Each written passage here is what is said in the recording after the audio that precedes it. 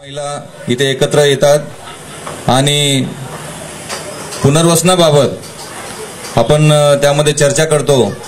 पुनर्वसन कसं असलं पाहिजे, पुनर्वसन कुठे असलं पाहिजे, पुनर्वसनाच्या आपल्या काय मागण्या असल्या पाहिजे। तर त्याचं एक छोटासा नकाशा आम्ही इथे उजव्या साईडला लावलेला आहे, आपण सगळे बघू शकता। त्यामध्ये 6 एलिव्हेटेड रोड, जो 6 एलिव्हेटेड रोड गेला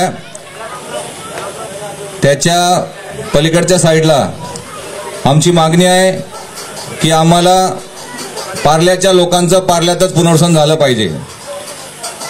पाहिजे की नाही। पार्ल्याच्या लोकांचं पार्ल्यातच पुनर्वसन झालं पाहिजे। आणि ते का पाहिजे तर आमच्या मुलांच्या शाळा कॉलेज हे पार्ल्यात आहे, आमच्या महिला सगळ्या धुणी भांडीचे कामं यांचे कामं सगळे पार्ल्यामध्ये आहेत, आमच्या लोकांचा कामधंदा एअरपोर्टमध्ये आमचे लोक काम करतात। आणि जर का आमच्या लोकांचं पुनर्वसन लांब करण्यात आलं कुठेतरी तर आमचा कामधंदा आणि मुलांच्या शाळा बर्बाद होऊ शकतात, आम्ही वेळेवर पोहोचू शकणार नाही। आणि मुंबईचा ट्रान्सपोर्टेशनचा प्रश्न आपल्या सर्वांना माहीतच आहे की मुंबईमध्ये कशी हालत होते ट्रॅफिकमध्ये, म्हणून हे सगळे प्रॉब्लेम आम्हाला नको आहे। पार्ल्याच्या लोकांचं पार्ल्यात पुनर्वसन करावं। आणि प्रामुख्याने बामणवाडा ही वस्ती अशी आहे, ही स्लम डिक्लेअर वस्ती आहे आणि 6 एलिव्हेटेड रोड आणि आता त्या 6 एलिव्हेटेड रोडच्या खालून मेट्रो पण गेली आहे। त्यामुळे आता आम्ही पलीकडच्या साईडला मागतोय जिथे हँगर्स नाही, टॅक्सीवे नाही, रनवे नाही, त्यानंतर कुठलाही लँडिंग टेकअपचा प्रॉब्लेम नाही। मुंबई विमान इथल्या हनुमान रोडच्या बाजूला कामराजनगर म्हणून वस्ती आहे, तिथे याच मेट्रो 7A चा FOB येतोय, फूट ओव्हर ब्रिज, आणि तो फूट ओव्हर ब्रिज येतोय म्हणून या कामराजनगरच्या आमचे जे रहिवासी आहेत यांचे 35 ते 40 झोपडे कुठलीही नोटीस न देता त्यांनी डेमोलिशन केलं। आणि त्याच दिवशी आम्ही लोकांनी त्यांच्यावर FIR करायचा प्रयत्न केला, त्यांचे सगळे डॉक्युमेंट वगैरे काढले, त्यामध्ये 35 झोपड्या पोलीस स्टेशनने आम्हाला लिहून दिल्या की 35 झोपड्या आम्ही तोडल्या म्हणून। तर त्यांचंही काम आपण सुरू केलेलं आहे। त्यांच्यासोबत असलेल्या कालिमा तंगवेल कामराजनगर ह्या आपलं म्हणणं मांडतील। संत कबीर, संत गाडगे महाराज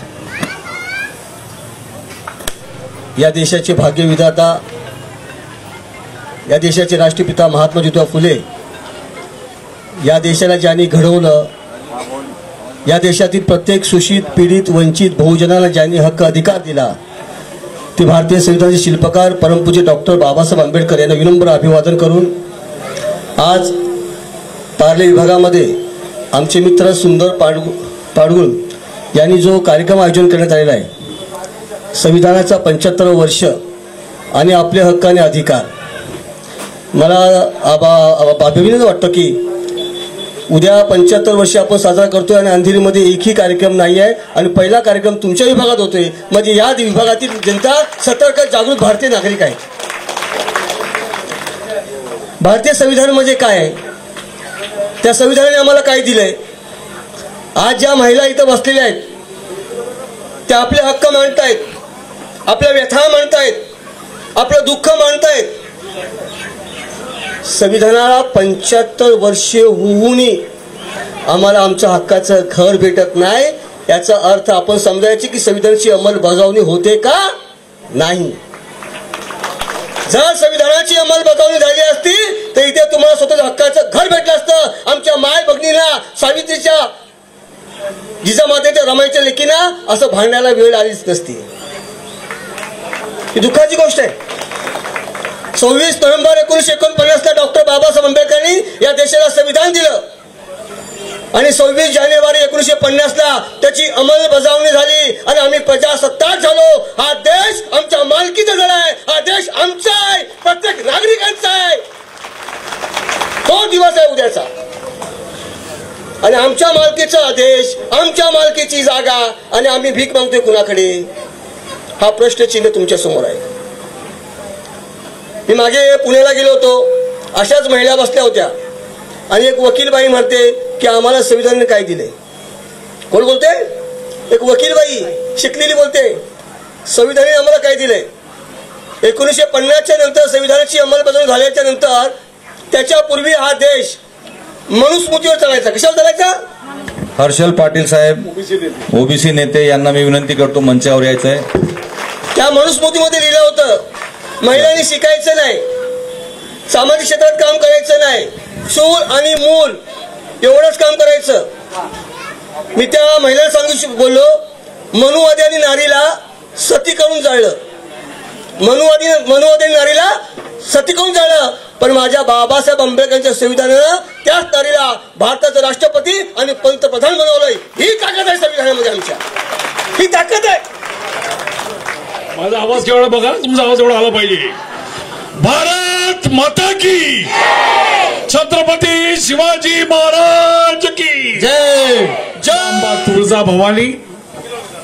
महामानव डॉक्टर बाबासाहेब आंबेडकर या सर्वांसमोर नतमस्तक होऊन मी पहिल्यांदा सांगतो, पाणबुक गमरे साहेब, मी इकडचा प्रमुख पाहुणा नाही.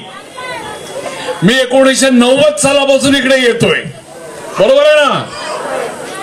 ज्या वेळेला सामान्य प्रश्न होता नळाचा, पाण्याचा, रस्त्याचा आणि एअरपोर्टने केलेल्या एका डिमॉलिशनचा, त्याच्यामध्ये पाणबुकला पहिल्यांदा अरेस्ट झाली, त्या पोलीस चौकीच्या समोर त्याला अरेस्ट झाली, पण मी एकट्याने झुंजवलं आणि सगळ्यांची घरं वाचवली.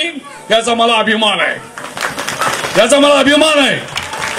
हे आता जे नगरसेवक आमदार वगैरे फिरतायत ना, हे सगळं गोधडीमध्ये मुतत होते तेव्हापासून मी इकडे येतोय, इकडच्या लोकांच्या प्रश्नांची जाणीव मला पहिल्यापासून आहे आणि मी त्याच्याबरोबर काम करत आहे. पाणबुकच्या मातोश्री, जयाबाई, या आमच्या आता मागाडेबाई, या सगळ्या माझ्याकडे नियमितपणे येत होत्या. या प्रश्नावरती मी बोलत असे, मी वागत असे, मी काम करत होतो. पोलीस स्टेशन, महापालिका, मागाडेबाई बरोबर आहे ना. तर या प्रश्नावरती मी काम करत होतो. मागच्या 10 वर्षाच्या म्हटलं बाबा एक आता नवीन आलाय कोणतरी, त्याला जी जी जी जी करतात सगळे. कोणी मतदान केलं सांगा त्याला, का मतदान केलं? गेल्या 10 वर्षामध्ये या वस्तीतला एकही प्रश्न जर का सुटला नाही तर तुम्ही त्याला मतदान का केलं? का केलं मतदान? 10 वर्षात कुठचा प्रश्न सुटला? 10 वर्षामध्ये कुठचा प्रश्न सुटला? मला तर वस्तीमध्ये बदल वाटतच नाही. जैसे थे तशाच चाळी आहेत, तशाच झोपड्या आहेत, तशाच रड आहेत. मला सांगा मग मतदान का केलं? का केलं मतदान?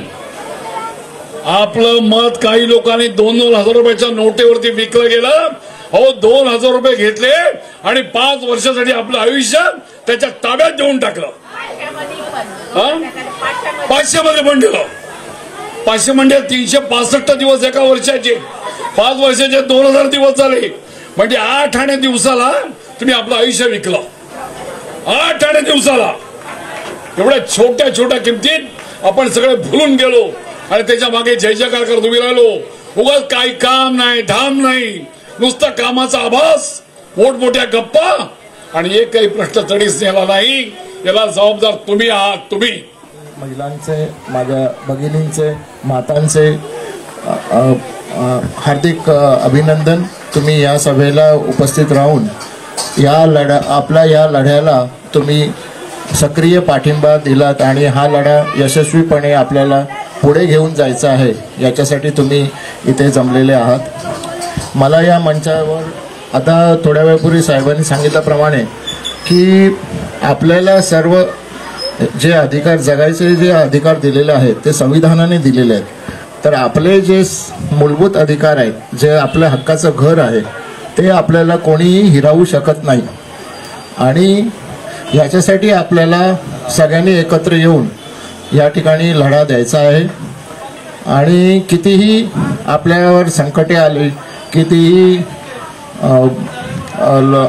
कितीही लोकांची ताकद, विरोधी ताकद आपल्यावर आली, तरी आपल्याला संघटित राहून आपल्याला हा लढा पुढे घेऊन जायचा आहे. कारण संविधानाप्रमाणे इथे आपल्याला आपली ही जी घरं आहेत ही कोणी हिसकावून घेऊ शकत नाही. आणि आपल्याकडे असलेले सबळ कागदपत्र, पुरावे हे आपल्या बाजूने असल्या कारणाने आपण 100% यशस्वी होऊन जाणार आहोत. आणि यासाठी मी सर्व सभासदांचे मी अभिनंदन करतो आणि त्यांच्यासोबत मी सदैव राहीन ही तुम्हाला ग्वाही देतो. जय भीम. आता मी आपल्या झोपडपट्टीबद्दल सांगणार आहे. गेले 2015-16 या वर्षी आपला सर्वे झालेला आहे. दादागिरीने कोणी घरी नसताना, कोणी गावाला गेलेलं, त्यांच्या घरा अनिर्णित करण्यात आलेले, एकही घर पात्र केलेलं नाहीये. तर ते पात्र नापात्र केलं हे आम्हाला मुद्दा पाहिजे नाही. जसे मेट्रोमध्ये MUTPची योजना वापरलेली आहे, आम्हाला तीच पाहिजे आणि ती लागू झालीच पाहिजे. आम्हाला पात्र नापात्र आणि स्थानिक जागेवर पुनर्वसन. कोणी काही म्हटलं तरी आम्ही या जागेवरून जाणार नाही. जर 3 वर्ष लगातार कोणी भाड्यानं घर दिलं, मग ते नाही आता ठेवायचं नाही, याला ह्यो आपला अधिकार गाजवून. मग 50 वर्षापासून या झोपडपट्टीत लोक राहतात, तो कायदा नाहीये, तो पण कायदाच आहे ना. तर हा MUTPची योजना आम्हाला लागू झाली पाहिजे. आम्हाला झोपू योजना नाही पाहिजे, SRAची योजना आम्हाला पाहिजे नाही. आम्हाला MUTPची योजना लागू झाली पाहिजे आणि ते आम्ही सगळेजण संघर्ष करून खांद्याला खांदा लावून लढू आणि ती योजना आम्ही मिळवून घेऊ, ही आमची इच्छा आहे. जय भीम. या आपणासमोर मांडण्याचा प्रयत्न केला. त्यानंतर 3 नंबर विमल सिद्धार्थ मुळे हे आपलं म्हणणं मांडतील. बहुत तकलीफ में रहे. अरे बामनोड़ा का अंदर आया, 20,000 दिवस दे, 5,000 भाड़ा दे बोलते है. हम लोग काका चुनेंगे तो पैसा, काम करेंगे तो पैसा, नहीं तो हम लोग कहाँ से भरेगा 20,000, 5,000 कहाँ से भरेगा. हम लोग काम धंधा नहीं है, अभी के जमाने में काम धंधा नहीं है. हम लोग सब बहुत तकलीफ में रहता है. हम लोग का घर चाहिए, हम लोग रहने के लिए हम लोग घर मांगता है कि कड़ा करे तो भगाता है, बोली से लोग भगाता है, मारता है. हम लोग रहने के लिए हम लोग छोड़ता नहीं है. हम लोग कहाँ जाएंगे, हम लोग गरीब आदमी है, हम लोग कहाँ जाएंगा. हम लोग की ये कितना साल हम लोग उधर ही रिया. अभी हम लोग को झोपड़ा बट्टी भी नहीं है, रहने के लिए भी नहीं है. अभी हम लोग को घर नहीं है, अभी हम लोग घर चाहिए. मी कमल आयवळे. आमच्या एरियामध्ये आमदार, नगरसेवक येतात आणि इलेक्शनच्या टायमाला हात जोडून वोटिंग मागतात, पण आमच्या एरियाचे हाल काय आहेत हे कोणी जाणून घेत नाही. पण आमच्या एरियामध्ये गटाराचे पाणी आमच्या घरामध्ये येते आणि रस्त्यावर चालताना आमचे पाय मुरगळतात, पाय मोडतात. पण गल्ल्याबोळी पण व्यवस्थित नसल्यामुळे आम्हाला पुष्कळ तकलीफ होते. येताना जाताना आम्हाला पाय टाकून जायचं आम्हाला अवघड होतंय. आमचे गटाराचं पाणी सगळं आमच्या घराने येतंय, पण ते गटार सुद्धा स्वच्छ करायला कोणी येत नाही. जय भीम. मी जिजाबाई किसन मागाडे. इथं असलेले बसलेले सगळे स्टेजवरचे त्यांना सगळ्यांना माझा नमस्कार. जय भीम. आणि आम्ही जवळजवळ इथे मी 74 पासून राहते, हे आंबेडकर नगरमध्ये. काही सुविधा नाही. आम्ही भांडून झगडून पाणी घेतलं, पाणी आणलं, कुठे रोड बनवून घेतला, कुठं काय. आत्ताचे आमदार, खासदार नगरसेवक येतात आम्हाला, तुम्हाला अशा सुविधा देऊ, आम्हाला वोटिंग द्या. आम्ही निवडून आल्यानंतर 5 वर्षे कोणी येऊन बघत सुद्धा नाही. गल्ल्या बोळामध्ये पडतो झडतो, ते हात तुटून आमचे एवढे ऑपरेशन होतात 1-1.5 लाखाचे, ते कोणी बघत नाही इकडे येऊन. आणि आम्हाला पुनर्वसन कुठं करायचं सांगत पण नाही. आज 8 वर्षे झाले सर्वे करून, पुनर्वसन कुठं करायचं ते सांगत नाही, फक्त सर्वे करतात. सर्वे नाही करायचं म्हणलं तर नाही, जबरदस्ती न करता दादागिरी करून. पण आम्हाला कुठं घर देणार आहे ते सांगत नाही. आम्ही जागा दाखवतो इथे जवळ, कुठे म्हणे बामणवाड्यामध्ये. मग बामणवाड्यामध्ये आमच्या सुविधा पाहिजे, आम्हाला आमच्या मुलांसाठी शाळा पाहिजे, आम्हाला दवाखाने पाहिजे, आम्हाला नाना नानी पार्क पाहिजे, आमच्या मुलांना खेळायला पाहिजे. इथं का आम्हाला आमचे मुलं रस्त्यावर खेळायला येतात, त्यांना खेळायला जागा नाहीये, रोडवर ऍक्सिडेंट होतात, गाडी खाली येतात. आम्ही कुठं जायचं, आमचे मुलं कुठं खेळायचे? आम्ही किती किडी मुंग्यासारखं आम्ही कधी जगात कौरव जगायचे इथे. कामराजनगरची रहिवाशी आहे मी. आम्हाला असं बेघर केलंय, आमची काय चुकी आहे? आम्ही इतक्या वर्षाने आम्ही तिथं राहतो, आम्हाला काय सोय केली नाही. मेट्रो आला, MIT वाल्याने आम्हाला एवढा त्रास दिला. आम्ही कुणाच्या घरात चोरी केलं, कुणाच्या घरात डाकं डाललं, कुणाचं मर्डर केलं, आम्हाला चौकीमध्ये दिवसभर बसून ठेवलं, आम्हाला इतकं त्रास दिलं ह्या MIT वाल्यांनी. आता आमच्या राहायचे खायचे वांदे. म्युन्सिपाल्टीवाले येऊन काही लोक जेवण बनवतात आहे, ते जेवण गाडीमध्ये टाकलं गेलं. कपडे, एक जोडी कपडे सुद्धा आमच्या अंगावर नव्हतं. आम्हाला असं म्हणजे बेघर केलं का? आम्ही इथं राहत नाही, आमचं इथं हे नाहीये. वोटिंग घ्यायला बरोबर येतात, आम्हाला वोट द्या, आम्हाला वोट द्या. आम्ही पण इकडचीच रहिवाशी आहे, आम्ही पण इकडे वोटिंग करतो, आमचे पण राशन कार्ड आहे, आम्ही इतकं वर्ष आम्ही राहतो. आम्हाला का कोणी सपोर्ट देत नाही? आमचं जे कष्ट आहे ते बघून आम्हाला या सरांनी, सुंदर पाडुकर आम्हाला साथ दिलं, इतकं साथ दिलं. आमचं काहीतरी आम्हाला पुढं करून मागा आमच्या पाठीशी आहे. एवढा आम्हाला त्रास केला या MIT वाल्या लोकांनी. मी शीला बबन अचलखाम. मी गेले 35 ते 36 वर्ष मी आंबेडकर नगरची रहिवाशी आहे. पण गेले 8 वर्ष झाले आमच्या इथं सर्वे झालाय.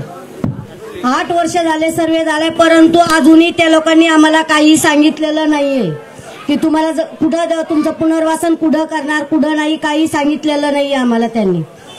आणि जर अचानक ते लोक पण काही बोलत नाही आणि आम्ही पण काही बोलत नाही, इथले कार्यकर्ते पण कोणी काही विचार करत नाही की आपलं काय होणार काय नाही. आम्हाला कुठं उचलून ते लोक फेकतील लांब जागी, तर आम्ही कसं करणार? आमच्या मुलांच्या शाळा, कॉलेज, आमचे कामं, आमचं सगळं इथं आहे, जवळपासच आम्हाला इथेच पाहिजे. आम्ही इथून लांब जाणार नाही. आमचं पुनर्वसन इथंच झालं पाहिजे, ह्याच जागेवर. परंतु ते बोलतील की तुम्हाला इथं पुनर्वसन तुमचं आम्ही करू शकत नाही, कारण ही एअरपोर्टची जागा आहे, इथून विमानं उडतात, उतरतात, ही रनवे इकडनं आहे, तो तुम्हाला आम्ही इथं देऊ शकत नाही. परंतु इथून बामणवाडा पुष्कळ लांब आहे, तर तुम्ही बामणवाड्यात आम्हाला देऊ शकता. आमचं पुनर्वसन तुम्ही बामणवाड्यात करू शकता, कारण इथं केलं तर आम्हाला आमची सोय चांगली होईल, कारण आम्ही लांब जाऊ शकत नाही. आम्हाला माहिती आहे की आमचे शीतलावाडी, हवेच्या बाजूचे घर जे गेले तेवढे लांब लांब त्या लोकांना नेऊन टाकले. आता पण त्या बायका तिकडनं इकडे कामाला येतात, त्यांना किती तकलीफ सोसावं लागते. 4-4 वाजता उठून त्या बायका येतात इकडे कामाला, 4ला उठतील तेव्हा त्या कामावर हजर होतात. तशी परिस्थिती आमची झाली नाही पाहिजे, म्हणून आम्हाला स्थानिक जागेवरच आमचं पुनर्वसन झालं पाहिजे, हीच आमची मागणी आहे. मी डॉक्टर आंबेडकर नगर विलेपार्ले इथे राहते.